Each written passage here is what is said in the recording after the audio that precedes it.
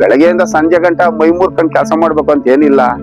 ಆರಾಮ ನಮ್ಗೂ ಭಾನುವಾರ ರಜಾ ಅಂತ ನೀವ್ ದಿನೆಲ್ಲ ರಜಾ ಮಾಡ್ಕೊಂಡ್ರು ಯಾರೇನು ಯಾಕಪ್ಪ ನೀವ್ ಕೆಲ್ಸಕ್ಕೆ ಹೋಗಿಲ್ಲ, ಇನ್ನೊಬ್ರ ತಕ್ಕ ಹೋಗಿ ಅವ್ರು ಕೊಡೋ ಒಂದು 15-20 ಸಾವಿರ ಕೈ ಅಡ್ಡ ಬದ್ಲು ನಮ್ಮ ಸ್ವಂತ ನಮ್ಮಿದು ನಾವ್ ಮಾಡಿದ್ರೆ ಉಂಟು ಇಲ್ದಿದ್ರೆ ಇಲ್ಲ. ಕೃಷಿ ಅಂತಾರೆ, ಅಯ್ಯೋ ಏನಪ್ಪಾ ಕೃಷಿ ಇದ್ರ ಕಾಸಿಲ್ಲ ಅಂತ ಯಾರ್ ಸಾರ್ ಹೇಳಿದ್ದು ಇವತ್ತಿನ ದಿನದಾಗ. ಇವತ್ ಮೊನ್ನೆ ನನ್ಗೆ 60-70 ಲಕ್ಷ ಆಯ್ತು ಕುರಿ ಒಳಗ. ನೀವು ಬೇರೆ ಯಾವ್ದ್ರಾಗ ಹೋದ್ರೆ GST ಇನ್ನೊಂದು ಮತ್ತೊಂದು ಟ್ಯಾಕ್ಸ್ ಅದು ಇದು ಅಂತಿದೆ. ಇದ್ರಲ್ಲಿ ನೀವು ಮಾಡಿದ್ದೆಲ್ಲ ನಿಮ್ದೇನೆ. ಆಮೇಲೆ ಇದ್ರಲ್ಲಿ ನೀಲಿ ನಾಲ್ಗೆ ರೋಗ ಅಂತ ಬರ್ತದೆ, ಅದಂತೂ ಬಂತು ಅಂದ್ರೆ ಟೋಟಲ್ ಫಾರಮೇ ಹೊರಟೋದಂಗೆ. ಅದು ಭಾರಿ ಹುಷಾರ ನೋಡ್ಕೊಂಡು ಇವರೆಲ್ಲ ನಾವು ಬ್ರೀಡಿಂಗ್ ಅಂತಾನೆ ತಗೊಂಡೋಗಲ್ಲ ರೈತರು.